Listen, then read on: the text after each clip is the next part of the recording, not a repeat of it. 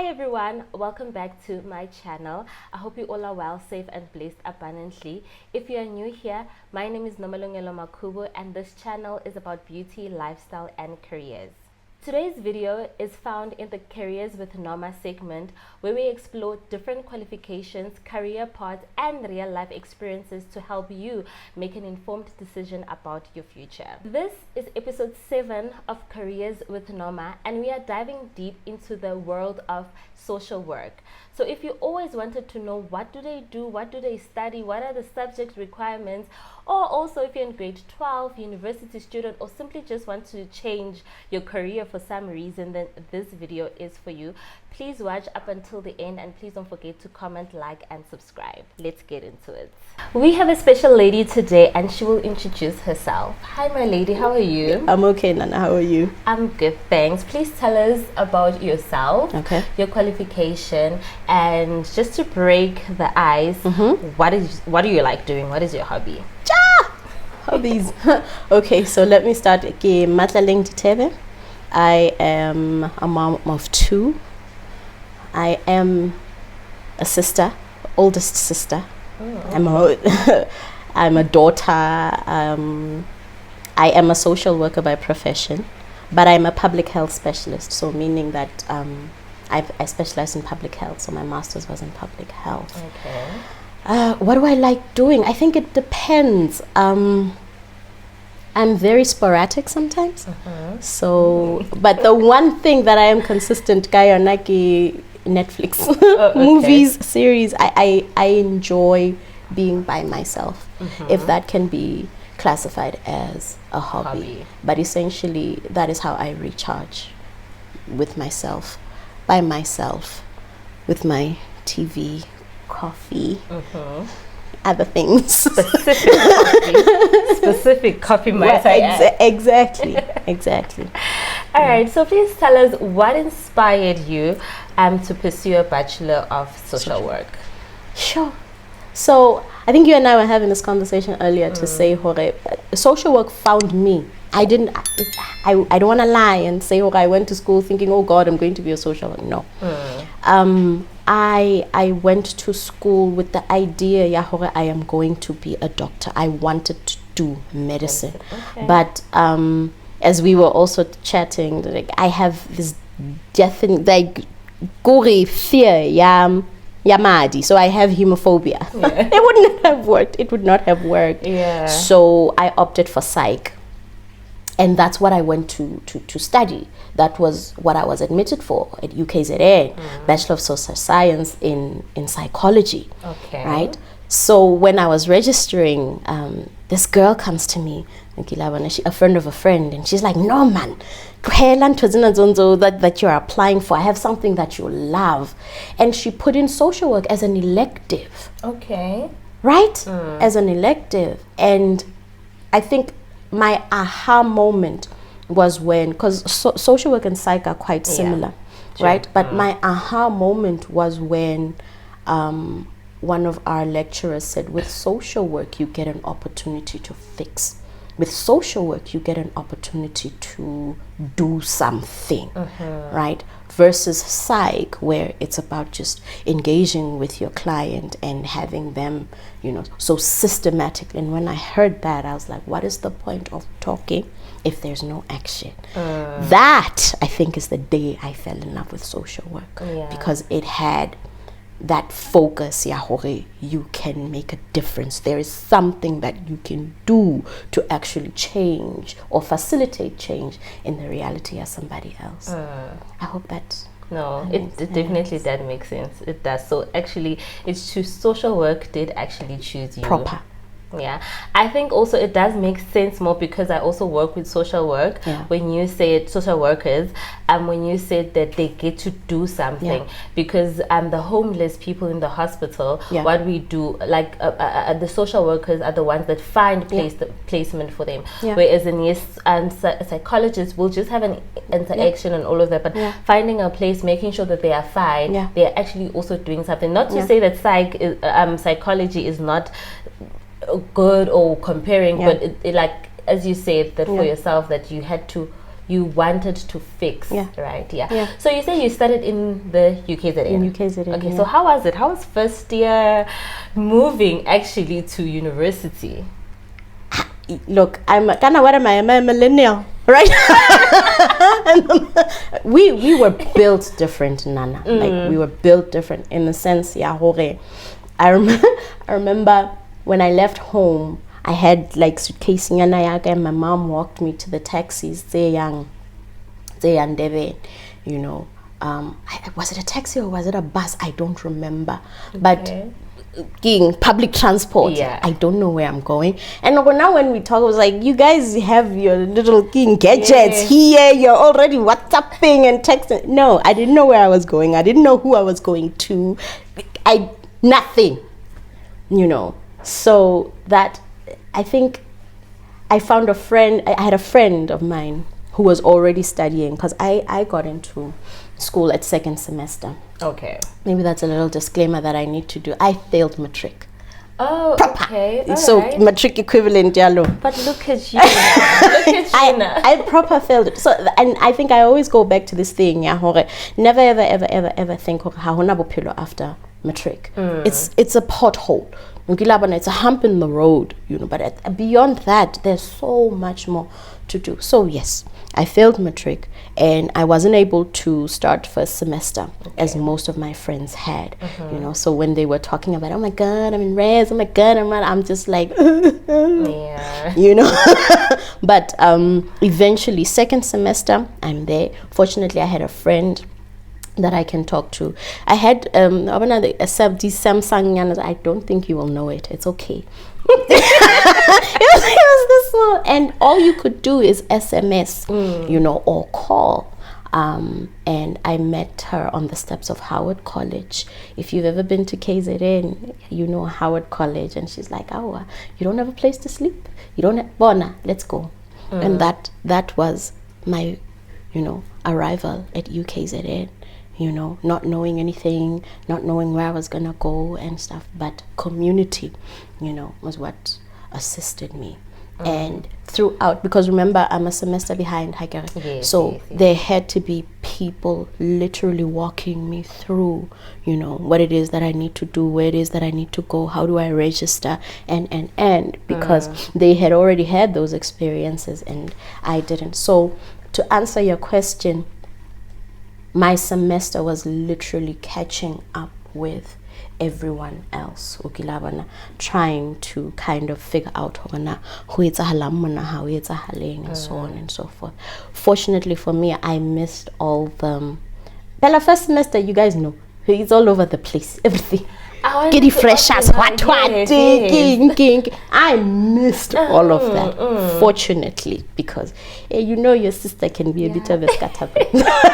So fortunately I missed all of that, but I think I'm grateful because there's a calm to second semester than first. You know, we've all kind of settled, we all know what it is that we're here to results do. Exactly. So if you're playing, you know, with now I need to so I'm grateful that I started then, because it gave me perspective. You're a child, you're not here to play, because you're behind everybody, so get your ish together.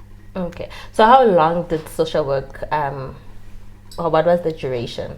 So when we arrived, we were actually the first cohort of students to actually start the 4-year degree. So hakikena, it was still a 3+1.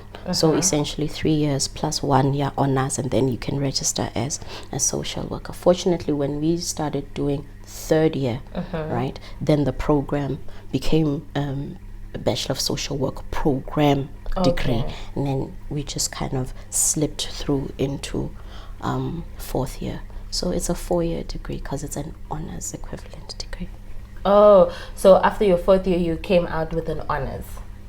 All right, okay. So what subject requirements was needed to qualify for the Bachelor of Social Work? So now I did IB, International Baccalaureate. So now it's not necessarily about subject choice as it is about the number of points. Okay. Right. But remember, in the introduction, I indicated how I wanted to do medicine. Yes. So I had your biology, I had your, not the mathematics, just so. But yeah, English, math is one of those subjects as well. But specifically for IB, you need a minimum of 24 points in order for you to do, a degree. So yeah, I think for the purpose of South African students, you're looking at biology, you're looking at mathematics, you're looking at English languages. It's a very contextualized profession, so you need to be conversant in the language of the people that you are servicing. So I always recommend know the languages. And so when you say the score, you mean APS score? Yeah. Oh, okay. So all in all, Bachelor of Social Work needed 24 APS score. For an IB diploma graduate. Okay, right. So for a matriculant, the points are probably higher. Yes. So also, buddies, please just which university you want to apply for, just always make sure with their prospectus, because it gets updated every year. So make sure that you know exactly what those APS score is. All right. So what were some of the main modules you studied during your degree? My degree. Or should I say honors now? Because it's fine. Yeah. With my degree, because remember the honors came kiseki. You know what I mean? Yeah, you didn't know. The honors it kiseki. To be honest with you, I curated my degree based on what it is that was happening at the time. I know it sounds abnormal, and I know it sounds weird, but I curated my degree. Let me explain. Remember, I was starting psych. I kept my psych. I did social work as a program, in a little criminology, in a little sociology, and I didn't do any of those things. Really? No. I had psych, I had anthropology, and I had social work. Those were my three major courses, right? And then here I was just playing around. And I did economics, and I found out, this is not for me. Okay. This is not for me. I did philosophy because they thought I thought they would teach me how to think. I'm like, no, this is also not for me. You know, so you played around. That's why I curated my degree, because I think I had kind of an understanding. If that makes sense, you know what I mean. So yeah, I think for me, if I were to say, what were the subjects that I think were pertinent in my degree, right? Definitely my social work, my psych, and anthropology. That combination gave me a very beautiful lens as far as social work is concerned. And then the rest, they just kind of came together to, build it.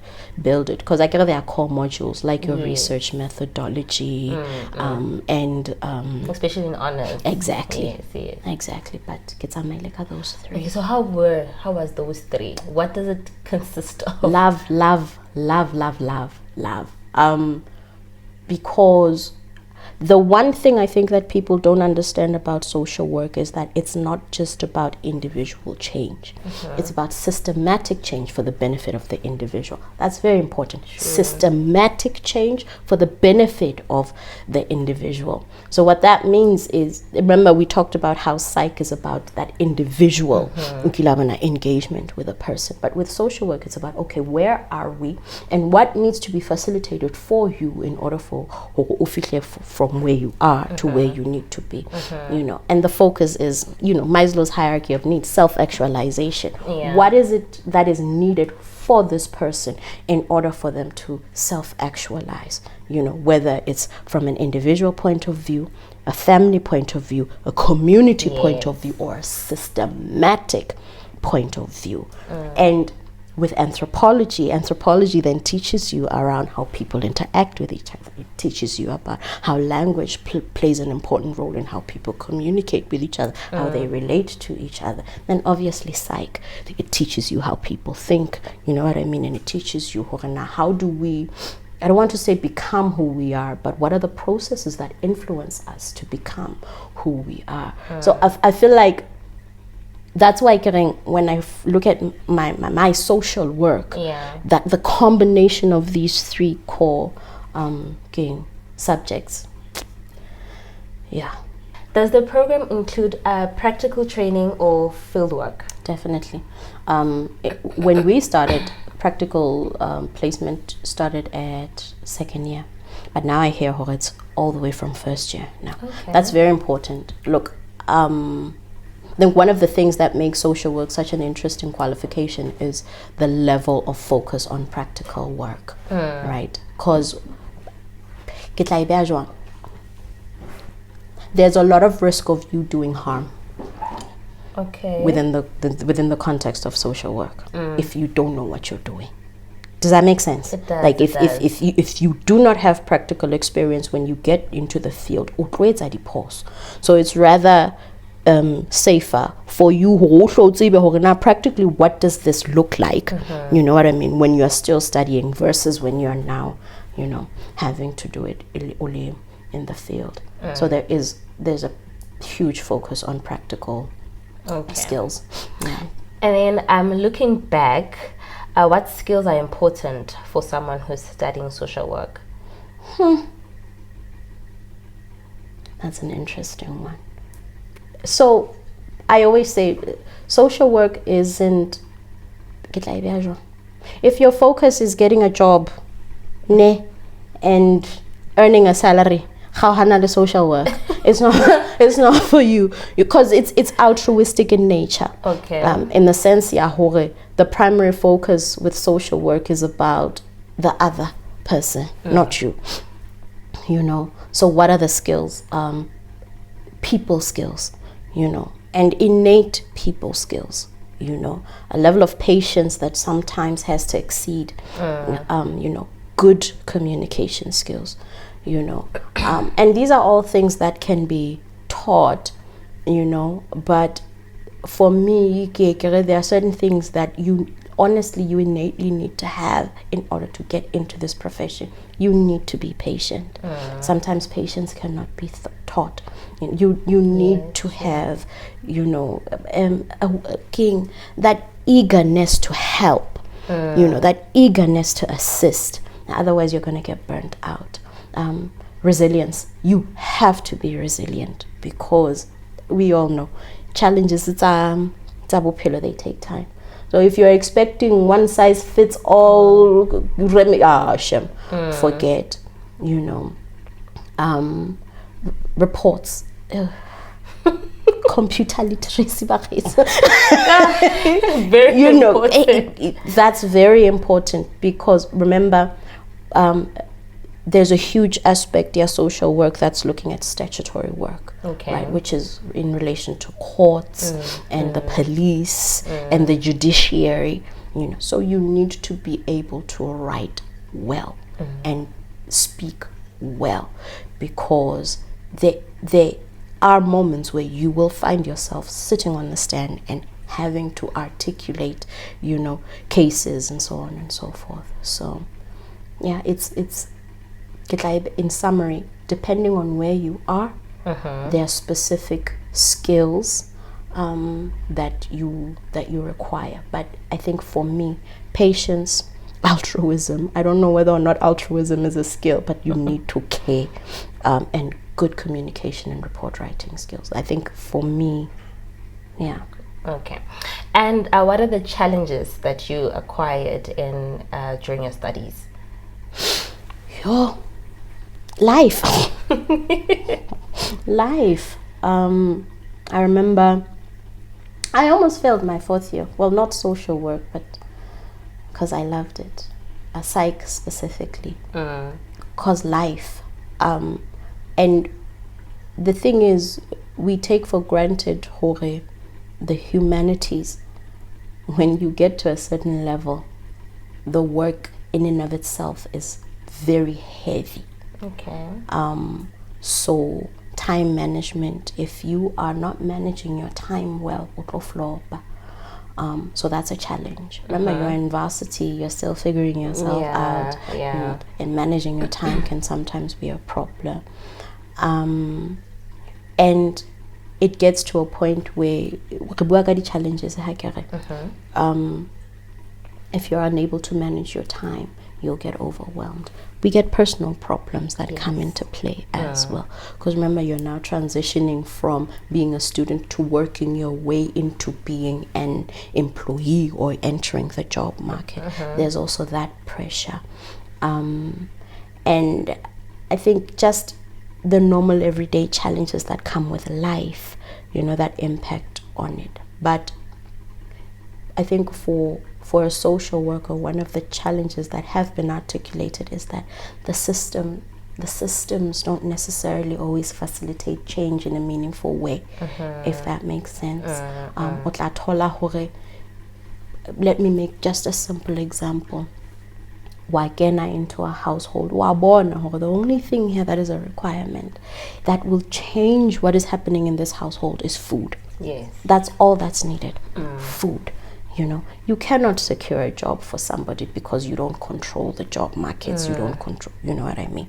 Sometimes even accessing that food, somebody needs to have, understood what food is a basic need. And how to say now those food parcels, you know what I mean? It's a simple challenge, Noma. It's simple and it's solvable very quickly, but the system is failing to facilitate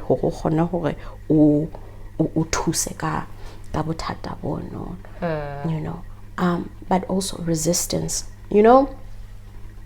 I can't help you if you don't want to be helped. Yes, does that make sense? Very right? True. I cannot help you if you don't want to be helped. And we take for granted because sometimes people don't appreciate that they need help. And I use the words don't appreciate deliberately because not knowing and not appreciating are two totally different things. You know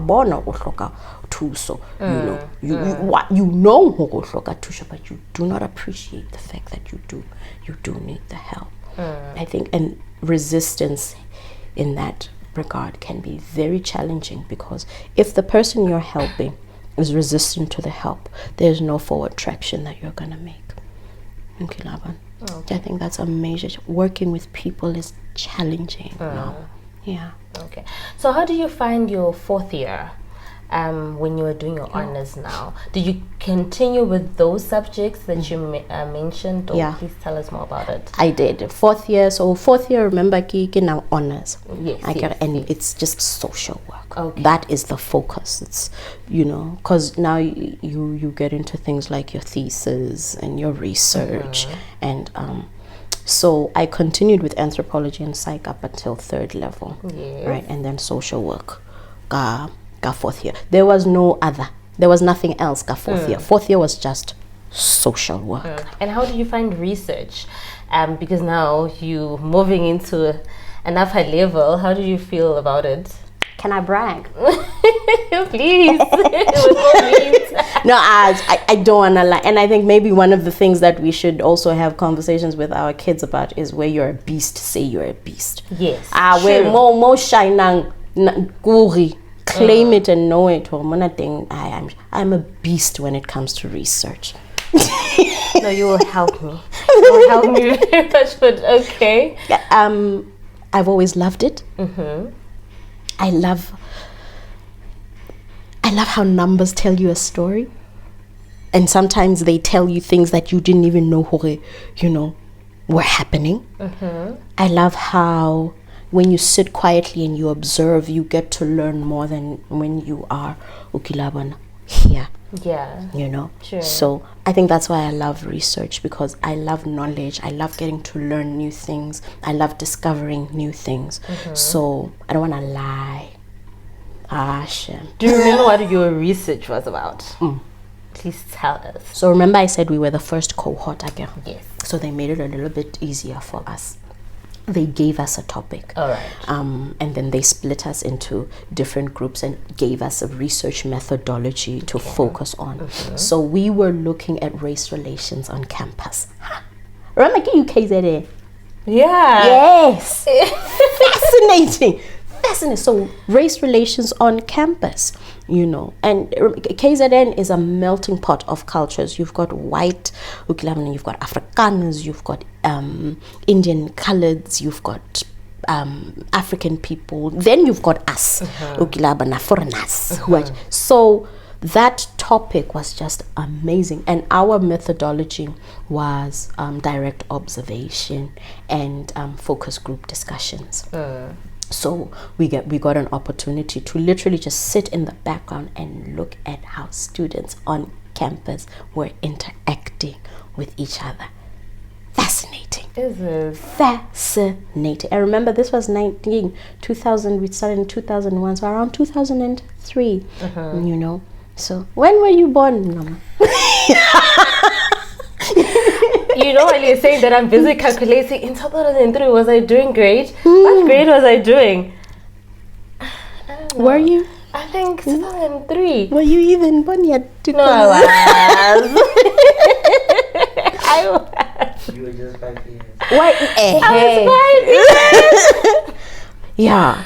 But that was interesting, hey? How? Because remember 1994? And we were this now lovely rainbow nation. And literally 10 years later, we're sitting and we're observing that. And we're then able to say, oh, yeah, not really. Not really, because, you know, students, people, let me not say, because yes, we were researching students, but they're people. They still choose to interact with each other. Yes, there were outliers, you know, where it was mostly the eccentric students, you know, the poets and the who would sit together, black, white, Indian, they didn't care. Yeah. But the majority of students on campus were in their little cliques. You know, the white girls were with the white girls, the black girls were with the black girls, the Indian girls were with the Indian girls, and so on and so forth. So it was a very interesting interesting. So also, what career opportunities are available after you're doing your honors? So if there is a versatile profession, it is social work. Social work fits everywhere, because remember, like I highlighted, it's not just about the individual, it's about the individual, their family, their community, and the systems around these layers. So systematic change, as I said, for the benefit of the individual. Who's in a system? What makes up a system? You know, government makes up a system. What layers are there in government? There's the judiciary, there's social development, there's health, there's education.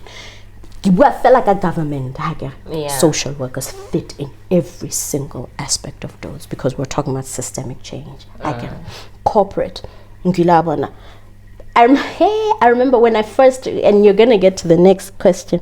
When my first job, when I got my first job, I remember I'm on a taxi on my way to Joburg, and I get a call from one of the banks, right? And they're like, no, we would like you to come in for an interview. I'm like, me, I'm going to Katlehong.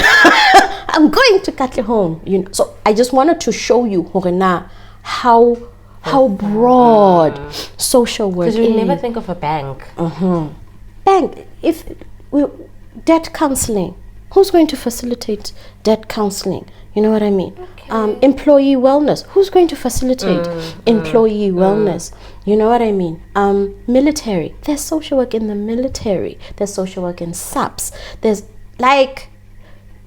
as long as there's a system, there's a social worker that can be in that. Mining. Wow. I never thought of these broad industries like that. It is broad. And I think that's why Kilenka curate your qualification based on and based on what you are interested in. And my first love has always been HIV. I knew I was going to be in the field of HIV. I knew I was going to be within the HIV. And that's how I molded my... So what was your first job after graduating? Right, so I was a social worker for a community-based organization in Katlehong for Sloras, Tembisa. So I was supporting Eguruleni. And if you remember, you won't because you are still a baby nyana. At the time, we were now starting to see the impact of HIV on the family. Okay. So we were some of the first social workers to work with child-headed households. Because remember, during that time, you know what I mean? So essentially, my employer at the time developed a community-based model on how to address what was happening to children specifically at the time. So whether it's childcare work, supporting them, and having somebody visit, because remember their parents were dying, you know, so there were no, because of HIV. There were no adults in the home. Then the introduction of go-headed household, or you know, the introduction of things like kinship care, meaning umtana ukilabana does not go through the normal foster care system, that they are just taken on by family members. And then there were children who were not. You know, there were children who did not have anyone. And I think the vulnerabilities of children just started to kind of, you know, and that was my first job. Okay. All right. So after completing bachelor's, honors in social work, what postgrad qualifications can someone pursue, or rather, what did you pursue? And I did my master's. Because I've always wanted to be in health. Yeah. So my trajectory was public health. Hey, I think for a social worker, it's a little bit difficult because social work is so broad, right? And you know what it is that how you fit into this puzzle. Yeah. But the puzzle doesn't necessarily know where you fit in, if that makes sense. It does. Right? So I'd always say a master's in social work. Okay. Right? Then you can contextualize it to become that puzzle piece, you know, because you kind of sometimes struggle if you're in an environment that doesn't understand you as a social worker, that doesn't understand what it is that you do, and the growth, your profession. But now I opted for a public health master's because that is the core of what I've always wanted to do, specifically policy and management, because that is always what I've wanted to do. I think I'm having thoughts now of exploring a master's in social work. Like, I don't have one, you know, so that I can become that puzzle piece within public health. So basically, you'll find your way. You'll see when you have completed your honors. Yeah, and I think it goes back to that thing ya hore na o batla ho ba eng wena, you know, o batla ho ba eng, o batla ho etsa eng, and you will then be guided by that. Okay. So how necessary is it to further your studies to grow in this profession? Stagnation is death. That's it. Stagnation is death, and knowledge is power. You know, the more you're empowered with knowledge, the more conversant you are on, you know, things, and more confident you are in moving within your career pathing. I always say never take the opportunity of learning lightly. Anything, you know, like constantly pursue learning, because at the end of the day, that is how you grow, and that is how you gain confidence in what it is that you are doing. But more than anything else, Nana, if you're not growing, you're dying. If you're not growing, you're withering away and you are dying. So it is important. It is important. Yeah, especially because the world is changing and new things are getting developed, and all, like AI now. You need to know how to use it, and it actually makes your life so much easier when you know how to use it and all. Exactly. All right, so now you occupy a managerial position. Dear God. Clock it. So how did your career progression lead to leadership? Yeah. Kibua haholo. No. And sometimes speaking out loud, it helps. It does. It does, because I think it gives you an opportunity to highlight things that people mhlambe were not thinking about. But just ask your question again so that we go. I get my thought process back. Okay. I say now you occupy a managerial position, right? Yeah. So how did your career progress to that leadership? Okay. Yeah. All right. So remember, as I highlighted at community-based level, and remember I said HIV has always been a passion of mine. And children. All right. So perfect. Working with children within the context of HIV, right? And remember, it's community-based organization. Yes. So I found myself a lot of the times being the one professionally qualified person on site, right? So it went from me supporting child and youth care workers, from a management or supervisory perspective, to when they first introduced social auxiliary workers, we were part of, the people that were brought in to say, well, how do we supervise these persons or people? What is it that they need to learn, and so on and so forth, right? But remember, it's still within the context of community-based, so more social development than health. Yes, right? yes. Then I moved, and I got a job as a trainer, and we were with peer education within the context of grief and loss for children that had lost their parents, as a result. So psychosocial support for children and families within the context of HIV, right? Then I moved to, at the time, what was RHRU. Okay. It's RHI before it became It's RHI. It was RHRU in Vryburg. Remember, counseling, I get already. These are the skills that I now have. Counseling, training, supervision, and as a counselor mentor. So a PSS mentor equivalent now, right? So working with counselors with the provision, their counseling skills and then it grew from there.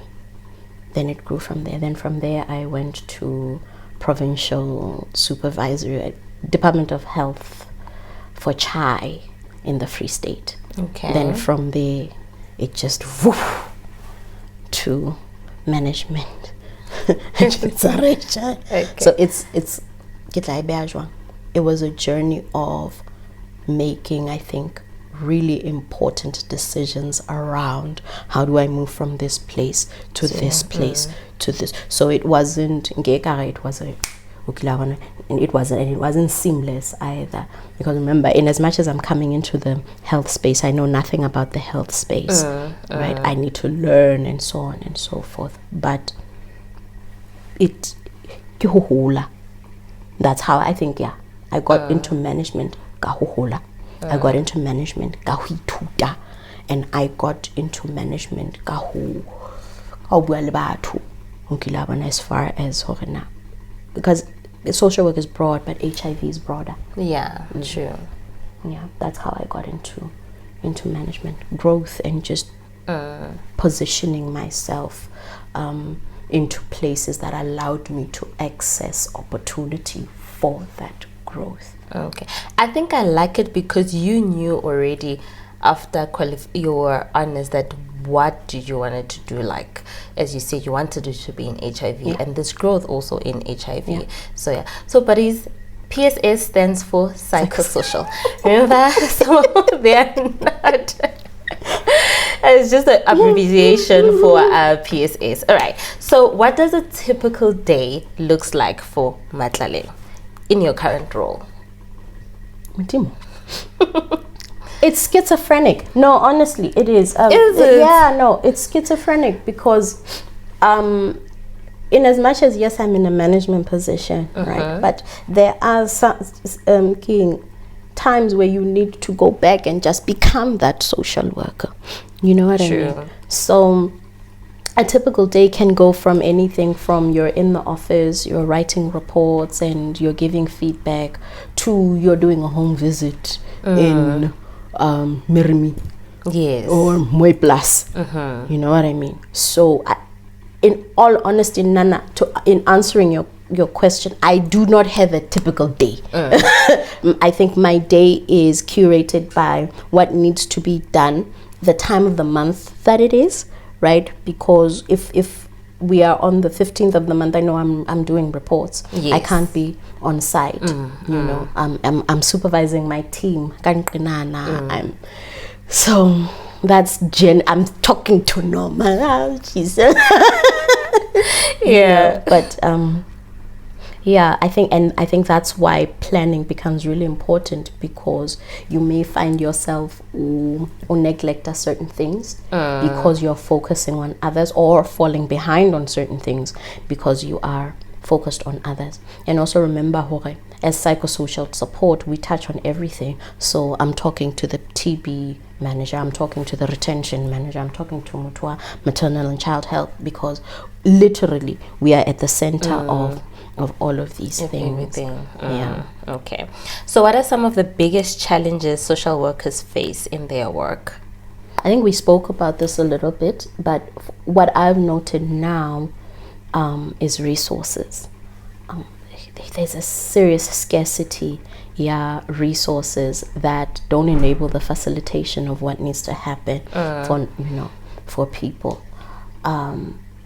Unemployment is huge, and I sometimes struggle with that, because I'm like, you need them. Why are you not Why are you not employing them? True. You know, but workplace burnout as well. Like that's another thing that I've noticed, because there's a lot to do, but not enough people to do it. So they get overwhelmed. And money, Noma. Money. Like that's why guys, there's no money. There's no money in social work. Yeah. You know, and I think that's, for me, that's a major challenge, because we go to work to get the skills, to get the qualifications, so that we get into jobs that are able to pay us well, so that we can facilitate, growth and development for our families. We can't still be talking about social workers being marginally paid in 2026. That's just ridiculous. But here, I think that's another thing that I'm noting as well, Jorge. The system needs them. The system needs us, but the system doesn't really recognize them very much. So if I can just put you on the spot, now what is the minimum salary for a social work? I don't know about now, but now, when I started with my 4-year honors degree, it was 7,000 rand a month. Exactly. Okay. Exactly. All right. What advice would you give to someone considering studying social work, like now? Yeah. Love it. I think the first thing that you need to ask yourself is, do I love this? Nah. Because that's what's going to sustain you within this career. Like, but more than anything else, there's so much there. There's so much value in it. It's such a beautiful profession. It's a growing profession. And I'm sure you've noted now, we are talking mental health. Yes. True. And we're talking a systemic revolution. No, that's true. Like, we're talking about challenging systems, and we're talking about mental health, and we're talking about personal development and growth. And at the center of that is the human being. And that is what social work is about. So I think, for me, I would say it's an amazing time to be a social worker. Okay. But it's also a challenging time to be one. So get into it with the clarity. It's not how to a but you're gonna be able to grow so much, because there's just a myriad of things that you can do within social work, and it's so beautifully broad that you will definitely find your niche in it. But love it first. Love it first. Cool. So according to you, what personal qualities makes someone a good social worker? With that one, I think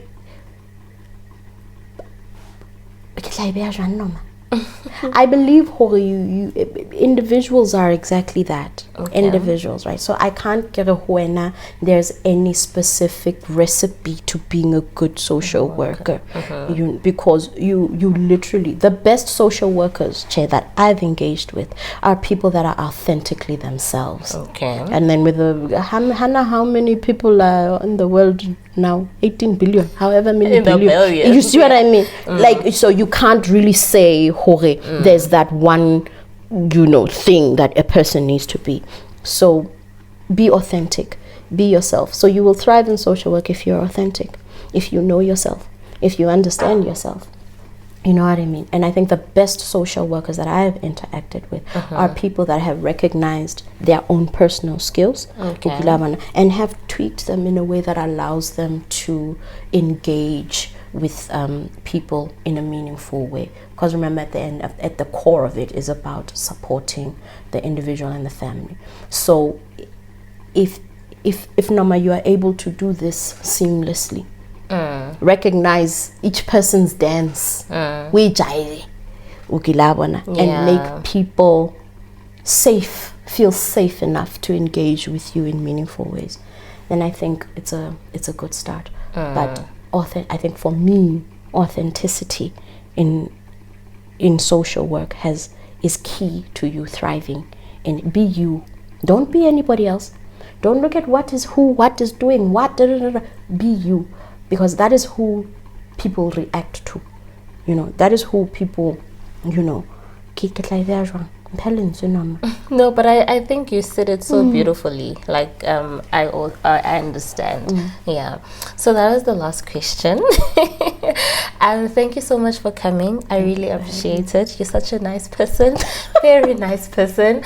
Even your team, they're honestly so lucky or blessed basically to have you as their manager, because you just care for everyone and anyone at work. Thank you so much. Thank you, Nana.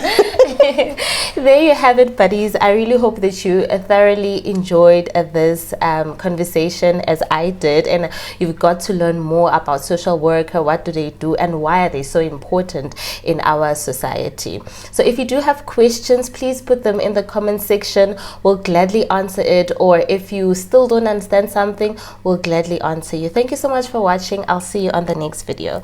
Bye. Bye.